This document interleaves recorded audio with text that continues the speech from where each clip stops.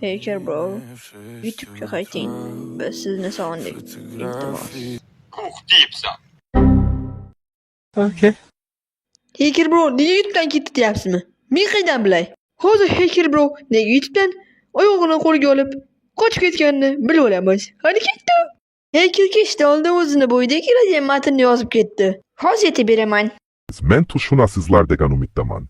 Men yakin orada qaytaman va o'z ustimda ishlayman. Tashlab ketmaysiz degan umiddaman. Men bu xabarni yozayotganimdan qattiq afsusdaman. Men ham sizlardek kanalım yo'q bo'lib ketayotganidan safaman. Va eng asosiysi bu kanalda endi videolar chiqmaydi va kanal sotiladi. Ha, men eng yomon odamman. Men pul uchun hammasini qilaman, pul uchun obunachilarimni sotyapman. Koplar meni tushunadi, koplar esa yo'q. Menda puldan muammo yo'q, lekin katta muammolar, katta tashvishlar.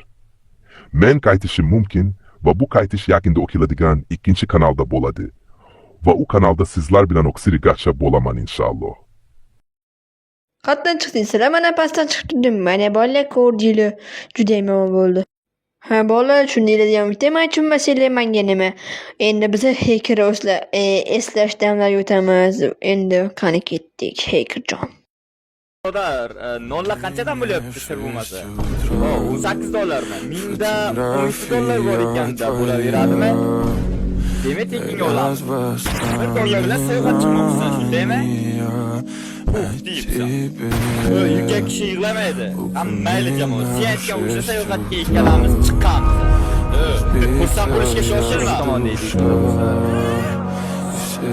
Qanaqa yo'lga chiqyapti? Bu yerda kim bor? Sizlar Sonic'ni bolalarmisizlar?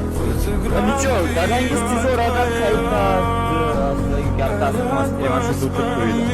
Lekin ularni yolg'iz qoldirmaydi.